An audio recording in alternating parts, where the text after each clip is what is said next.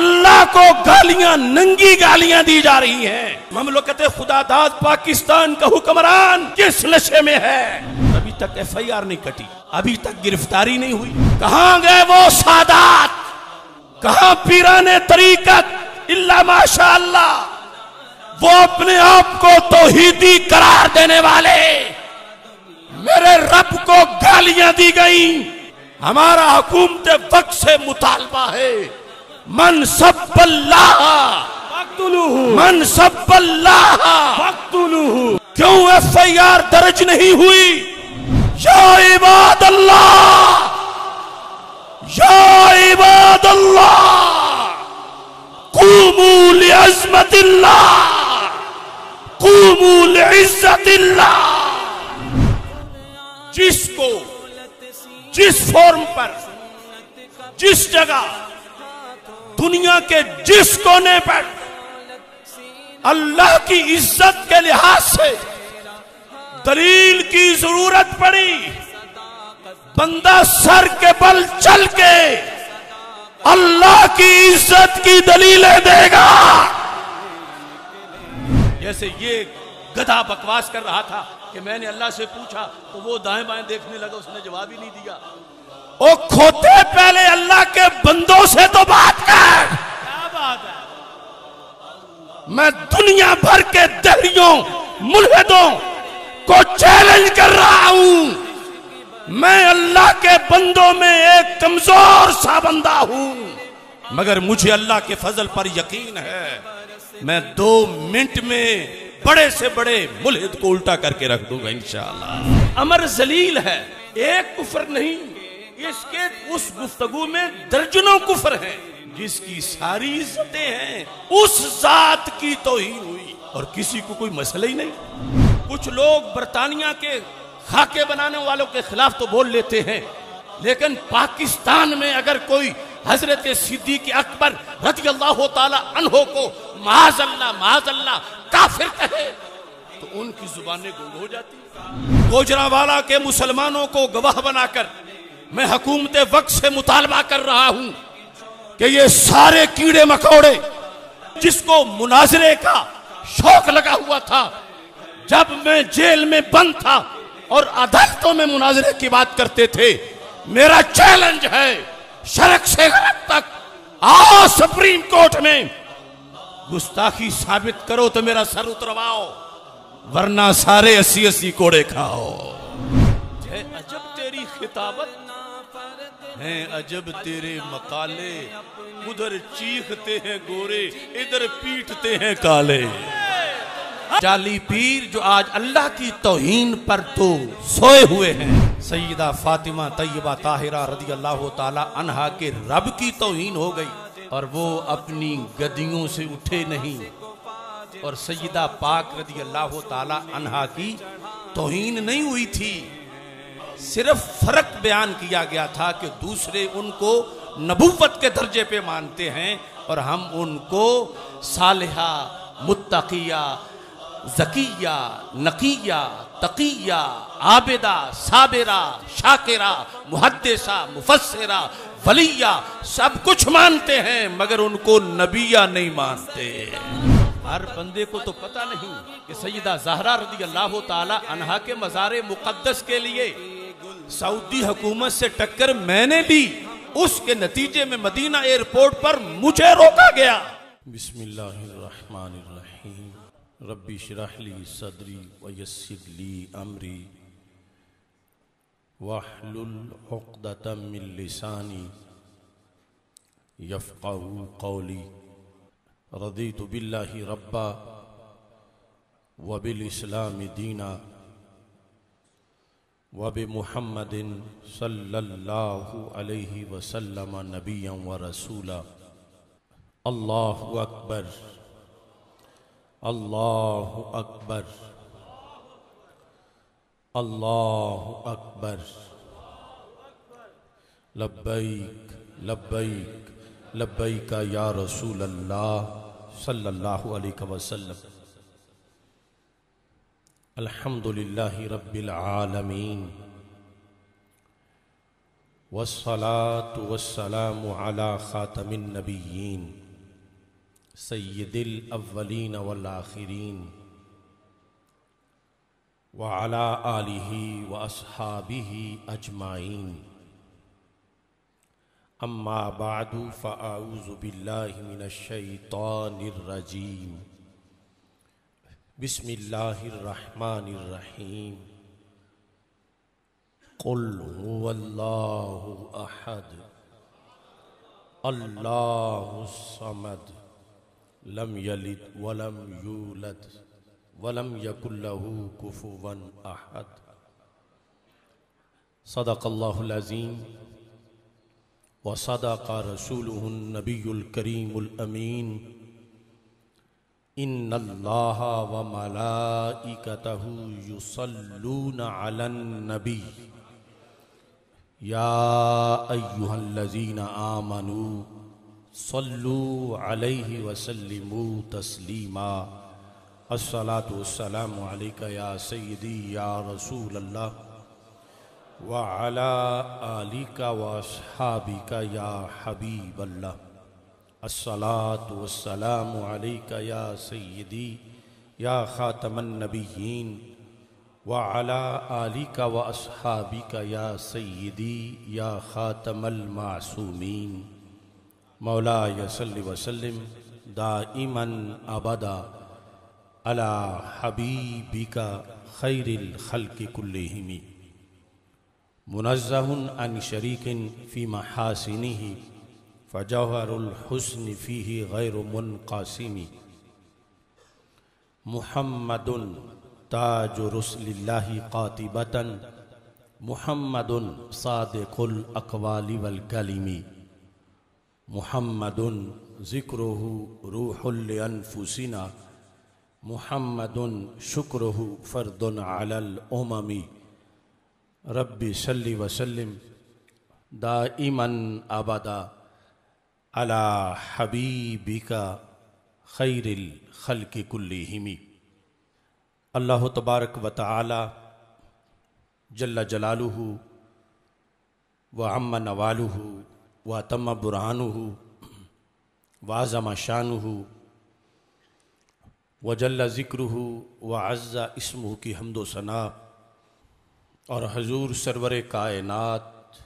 مفخر موجودات زینت بزم کائنات دستگیر جہاں غم گسار زماں سید سروراں حامی بے کساں قائد المرسلین خاتم النبیین احمد مجتبی جناب محمد مصطفیٰ صلی اللہ علیہ وآلہ واصحابہ وبارک وسلم کے دربار گہر بار میں ہدیہ درود و سلام عرض کرنے کے بعد السلام علیکم ورحمۃ اللہ وبرکاتہ۔ رب ذوالجلال کا کروڑوں بار شکر ہے کہ اس نے ہمیں ایک بار پھر مرکزی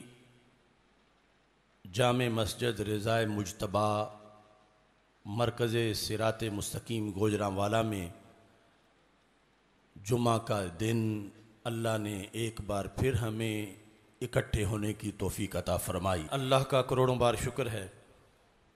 کہ اس مسجد میں ہم نے طویل عرصہ سے اذان حق دی ہے اور کلمہ حق بلند کیا ہے۔ آپ سب گواہ ہیں کہ گزشتہ سال جب کورونا کی وجہ سے پورے عالم اسلام پر ایک امتحان آیا، یہاں تک کہ مسجد حرام اور مسجد نبوی شریف تک کو تالے لگ گئے، اور ایک جمعہ وہ بھی تھا پاکستان میں سارے شہروں میں مسجدیں بند کر دی گئیں، اور کوئی کھلی تھی تو 2-3 نمازیوں کو اجازت ہوئی۔ اللہ کا یہ کروڑوں بار شکر ہے کہ ہم نے اس وقت بھی اس مسجد میں نماز جمعہ علی الاعلان ادا کی۔ بڑے بڑے سکالر، شیخ الاسلام اور بڑے بڑے نام نہاد مفکر جب مغرب کی بولی بول رہے تھے، قرآن و سنت کی غلط تشریحات کر رہے تھے، تو اللہ کے بھروسے پر بندہ ناچیز نے اکیلے اس پورے طوفان سے ٹکر لی اور قرآن و سنت کے دلائل سے جو کچھ بیان کیا اس میں سے آدھا تو آپ سب کے سامنے حالات سے ثابت ہو چکا ہے اور آدھا انشاءاللہ ثابت ہو جائے گا۔ یہود و نصارہ تلے ہوئے ہیں کہ مسلمانوں کو ان کے دین سے پیچھے ہٹا دیا جائے، اور ہمارے کئی مفتیان کرام آندھی کہیں بارڈر پار ہوتی ہے تو وہ یہیں پہلے لیٹ جاتے ہیں۔ اللہ کا میں شکر ادا کرتا ہوں کہ اس وقت جن لوگوں نے خیانت کی تھی قرآن و سنت کے اندر، اور بندہ ناچیز نے ایک ایک غلطی ان کی بتائی تھی، یہ صرف اللہ کا فضل ہے اور رسول پاک صلی اللہ علیہ وسلم کی نگاہ عنایت ہے۔ ابھی ہم نے کورونا کا مقابلہ کر کے فتح کا جشن منانا ہی تھا کہ ایک اور سازش شروع ہوئی، جس کے نتیجے میں میری اور آپ کی ملاقات منقطع ہو گئی۔ اللہ کا کروڑوں بار شکر ہے کہ میں نے اس سازش پر بھی فوری طور پر ایک ایک شک و شبہ کا تفصیلی جواب دیا۔ مجھے سمجھایا جا رہا تھا کہ حالات ٹھیک نہیں، آپ چپ کر جائیں، بس اس پر ختم کر دیں، بس یہی کافی ہے، آگے نہ بولیں۔ میرے ذہن میں یہ تھا کہ شاید آگے مجھے بولنے ہی نہ دیا جائے تو میں کم از کم جو آلودگی پھیلائی جا رہی ہے اس کا صفایا تو کروں۔ تو اللہ کا فضل ہے کہ میں نے گرفتاری سے پہلے 35 گھنٹے کی گفتگو لائیو اس موضوع پر کی کہ جو شرانگیزی اور فتنہ فساد بپا کیا جا رہا تھا، اور اس دوران میں نے واضح طور پر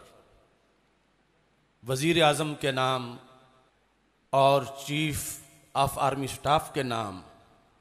چیف جسٹس کے نام پریس کانفرنس میں لائیو اور پھر کھلا خط شائع کیا،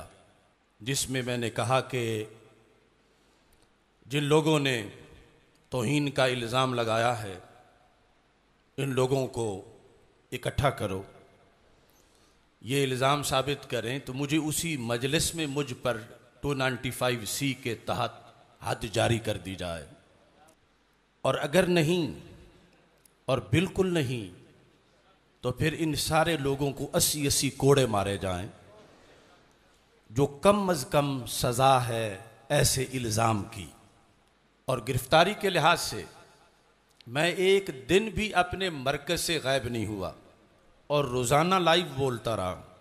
اور انہیں کہا کہ آپ گرفتار کرنا چاہیں تو کوئی تکلف نہ کریں، مجھے فون کریں، میں خود آ جاؤں گا، کیونکہ اس سلسلہ میں جیل میں رہنا تو معمولی سی بات ہے۔ بہرحال انہیں شاید میری بات پہ اعتماد نہیں تھا اور 800-900 سپاہی لے کر مجھے گرفتار کرنے کے لیے وہ پہنچے، اور پھر گرفتاری کا اور پھر اسیری کا مرحلہ آگے شروع ہوا۔ اللہ کا کروڑوں بار شکر ہے کہ رب ذوالجلال نے اتنی چاشنی اور مٹھاس مجھے قید و بند کی صحبتوں میں عطا کی کہ کبھی زندگی میں اتنا اطمینان نہیں آیا تھا جتنا قید و بند کی اس چھوٹی سی چکی کے اندر اطمینان تھا۔ نہ تلاوت قرآن میں اتنا پہلے کبھی سرور آیا تھا، نہ قرآن کے اندر تدبر میں اتنے کبھی پردے کھلے تھے، نہ نماز کے اندر اس قدر کبھی چاشنی ملی تھی جو رب ذوالجلال نے مجھے اسیری کے دنوں کے اندر عطا فرمائی۔ حالانکہ وہ قید تنہائی تھی، اور اس طرح کی قید کہ جس میں بندہ یا تو پاگل ہو جاتا ہے یا اس کا حافظہ ختم ہو جاتا، یعنی وہ اس طرح کی کوششیں تھیں کہ اگر یہ باہر نکلے بھی تو پھر بول نہ سکے، یا پہلے کی طرح یہ جو کتابیں دکھا دکھا کے باطل مٹاتا ہے، اس کی یہ صلاحیتیں معاذ اللہ ختم ہو جائیں۔ لیکن اللہ کا فضل ہے کہ اس چکی میں جو ایک تنور کی طرح تھی، یعنی شدید گرمی میں پہلے 2 ہفتوں میں ہی میرے جسم کا سارا چمڑا جو ہے وہ جھلس چکا تھا، تقریباً 2-2.5 ہزار دانے میرے بدن پہ نکلے ہوئے تھے، اور جو صورتحال کھانے پینے کی تھی، شاید ایک نئی بیماری مجھے لاحق ہوئی بڑی مہلک جو پہلے نہیں تھی، نہ جانے وہ کھانے کے کسی مسئلے کا نتیجہ تھا، یا بہرحال اللہ نے ان ساری سختیوں کے اندر اتنا سکون بخشا، اتنا اطمینان بخشا کہ جو کچھ موت کا پہلے تھوڑا بہت ڈر تھا وہ بھی نکل گیا۔